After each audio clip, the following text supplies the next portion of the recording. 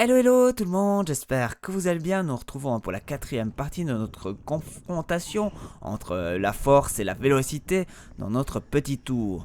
Et cette fois nous démarrons sur un secteur un peu plus urbain. En ce début de parcours, nous allons avoir droit à une descente et cette fois il ne sera pas possible de plonger tête baissée. Nous sommes sur une route ouverte à la circulation et bien obligés de respecter les règles en vigueur.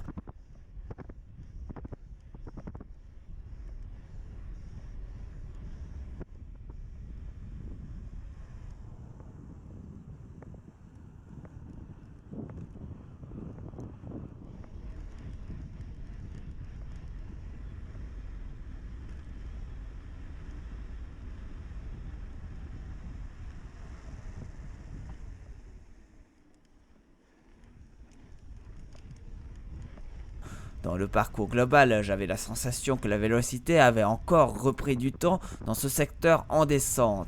Nous allons être fixés tout de suite, puisque à ma grande surprise, c'est bien la force qui est devant sur ce secteur, avec 1 seconde et 50 centièmes d'avance. Moi qui pensais le contraire jusque-là. Alors je me suis bien planté.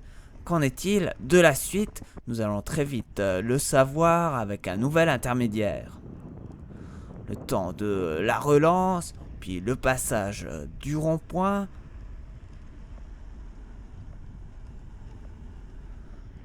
Nous avons droit à une légère descente jusqu'à la traversée du pont. Et c'est justement au bout du pont que nous allons avoir un nouvel intermédiaire.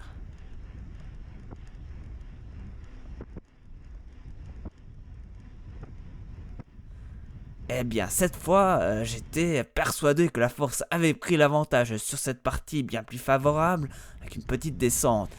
Que nenni, c'est bien la vélocité qui passe en tête avec 1 seconde et 30 centièmes. Ainsi, la vélocité a complètement annulé la perte faite dans la descente urbaine.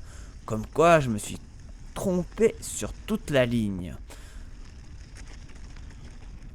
Nous poursuivons notre route sur un passage complètement plat avant de quitter le bitume et de retrouver dans quelques mètres une route non asphaltée. Encore une fois, la force devrait être à son avantage. Dans le parcours global, il est déjà très loin de la vélocité qui, sur seulement quelques mètres de montée, avait récupéré tout le temps perdu pour passer largement devant. La suite semble se jouer à coups de petites secondes. Nous allons voir ce qu'il en est très vite en quittant la route 4x4 avant l'entrée sur un petit chemin au bord du Rhône.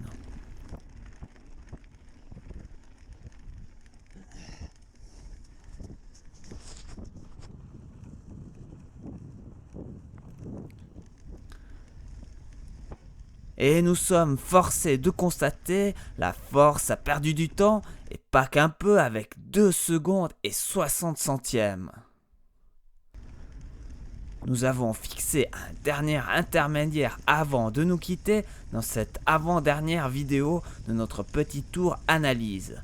Dans la prochaine vidéo, nous allons voir où la force est parvenue à gagner du temps, mais aussi où elle a pu en perdre. Car pour rappel, dans le parcours global, la force a repris quelques secondes avant de relâcher à nouveau du terrain. Qu'en est-il pour ce dernier intermédiaire ?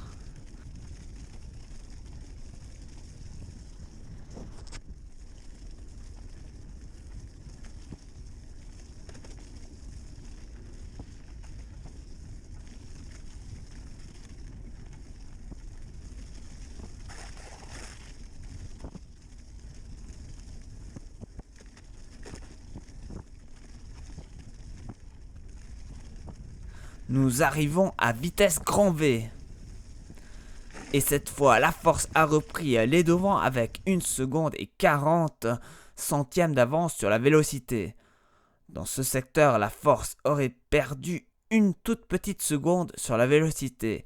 Elle n'est pas parvenue à passer devant durant toutes les parties qui lui étaient nettement favorables, peinant souvent à la relance. C'est sans aucun doute ce qui lui a manqué dans cette quatrième partie. Est-ce qu'il en sera de même dans la partie rectiligne ? Pour l'instant, elle a repris du temps. Allez, nous on se retrouve pour la dernière section. Un grand merci à vous de m'avoir suivi. Moi, je vous dis à très vite pour la suite. D'ici là, portez-vous bien, roulez bien, salut, bye bye.